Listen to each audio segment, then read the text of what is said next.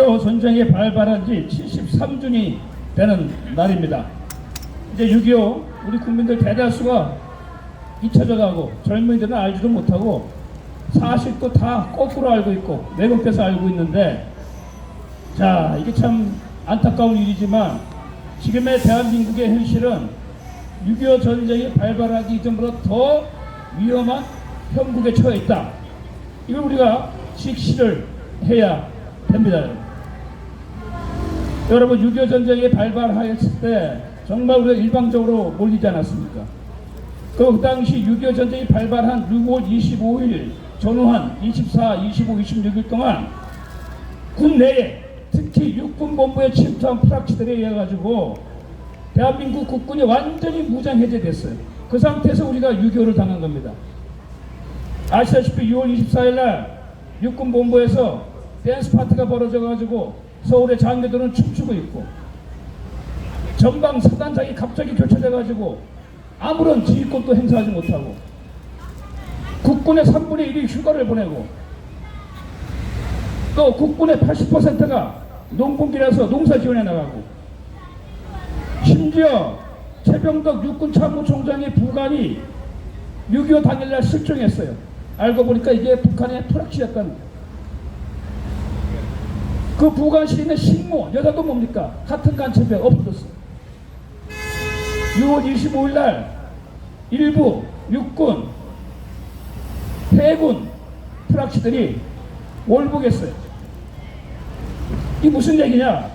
6.25 전에 군에 침투한 세력들이 육군본부에 침투해가지고 대한민국의 국민을 완전 무장 해제하고 밀고 내려왔다는 것입니다. 그래서 우리가 일방적으로 당한 거예요.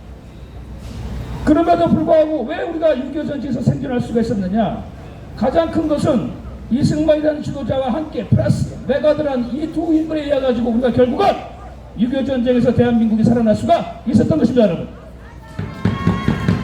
그 외에도 그나마 남아있는 지도자, 나라를 걱정하는 군인, 검사들이 있었기 때문에 6.25 전쟁에서 살아남을 수가 있었어요. 먼저 여러분, 사상검사 오제도를 기억을 해야 됩니다. 이 오제도 검사는 6.25 전에 국회에 침투한 국회 프락치 간첩 국회의원들 7명을 속관했어요. 그 중에는 국회 부의장 김약수가 북한의 스파이였습니다. 그리고 이 오제도 검사가 6.25 전쟁 발발하기 전까지 무려 4만 명에 달하는 남노당 당원들을 그냥 다 법적 처벌을 하고 해체시켜버렸어요. 그렇기 때문에 다행히 남노당원들이 6.25가 터져도 준동할 수가 없었던 것입니다, 여러분.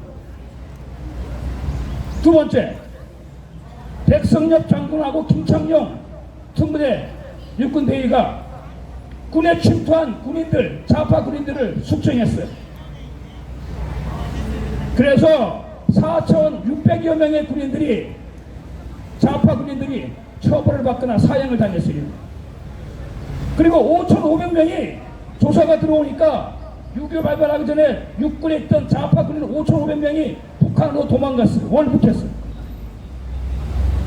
그래서 6.25 전쟁이 발발하기 전에 대한민국 국군이 10만 명이었는데 6.25가 발발할 당시는 대한민국 국군의 수가 9만 명이었어요, 여러분. 뭐냐? 10,000명의 좌파 군인들이 있었다는 얘기예요. 그걸 다행히 속아쳤기 때문에 6.25가 발발해도 우리 국군 군인들이 북한군에게 투항하지 않고 끝까지 싸울 수가 있었던 겁니다, 여러분. 우리가 일방적으로 당했잖아요. 탱크 한 대 없고. 그나마 미군이 남겨놓은 중화기 편은 이상하게 6.25 발발하기 전에는 다 저기 부평 무기창고로 들어가셨어요. 수리한다는 명목으로. 이건 뭐냐? 뭔가가 작동해가지고 아무것도 못하게 만든 거예요.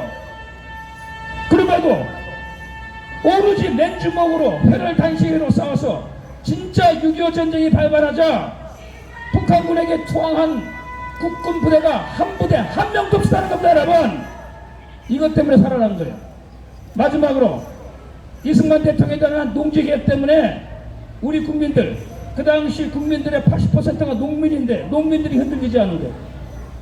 북한군이 진주해가지고 우리 농민들에게 야, 저 북한에서는 김일성 장군이 우리에게 땅을 무상으로 나눠줬으니까 김일성 장군 만세를 불러라 이 얘기했는데 그 당시 대다수 우리 국민들 농민들이 무슨 얘기하느냐, 이승만 대통령이 우리에게 땅을 줘가지고 우리가 이제 땅을 누리고 농사를 지을 수가 있다, 우리는 김일성 만세가 아니라 이승만 만세다, 이렇게 해가지고 우리가 국민들이 동의하지 않았던 것입니다. 여러분,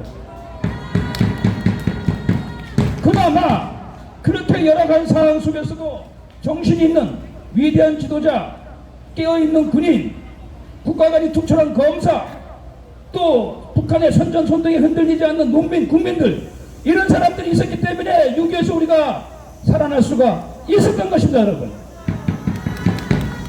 그런데 지금은 어떻습니까? 여러분, 지금 대한민국의 경제력이 세계 8이고 국방력이 세계 6이야. 핵무기를 빼면은 지금 전쟁터로 우리가 무력으로 북한군에게 밀리지 않고 우리 압도해, 사실 우리가 군사력으로. 경제력은 말할 것도 없고. 그런데 왜 6.25보다 더 위험한 상황이냐 하는 부분들은 소위 말해가지고 우리 대한민국 곳곳에 입법사법행정부에 침투한 종북 좌파들이 대한민국을 꽉 잡아가고 있고, 언론들이 그들의 나팔수가 되고 있고, 어리석은 국민들이 바보처럼 선전선동에 놀아나기 때문에 지금이 6.25 상황 때보다 더 위험하다는 것입니다. 여러분,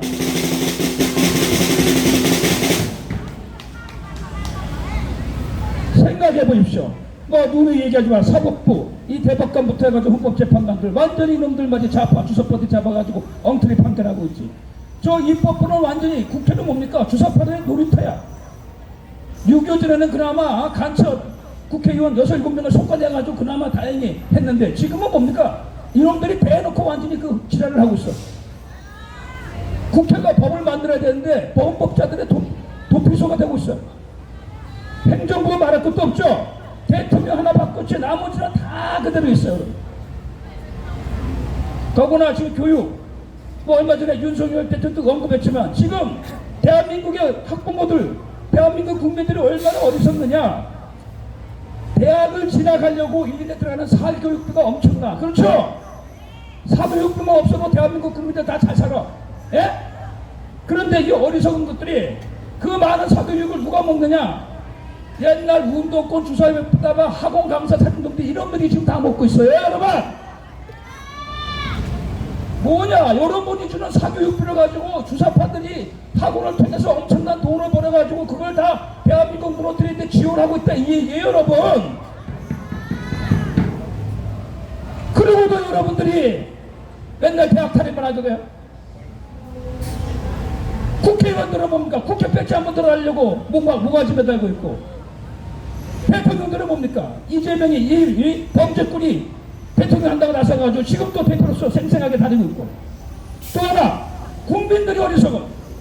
대한민국 국민들 교육 수준이 최고 높고 다 똑똑하고 IQ 제일 높고 잘 사는데 선전선동에 놀아나요. 여러분, 자, 여러분, 일본의 후쿠시마 오염수, 처리수, 방류수 그것도 보세요.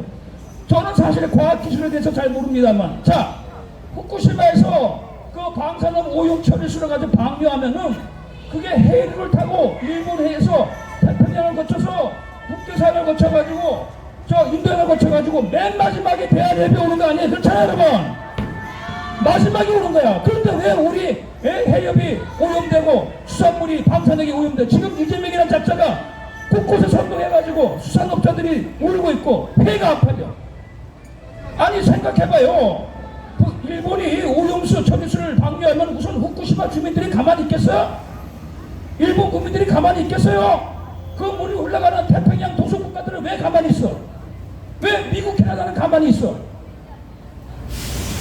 어찌 보면은 그 물이 흘러 돌아가지고 우리 남해까지 동해까지 맨 마지막에 돌아오는데 마치 일본의 처리수가 뿌리면은 우리가 바로 핵 오염돼가지고 수산물 먹으면 다 이상이 되는 게 방사능 등이 별리겠지. 여기에 지금 놀아나고 있어. 이 촛불놈들 보세요.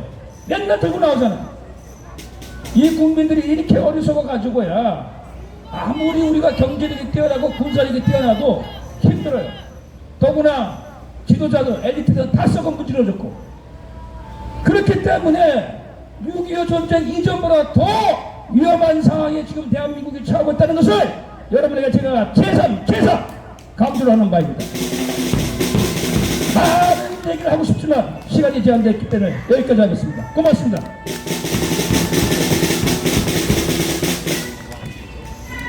네, 감사합니다.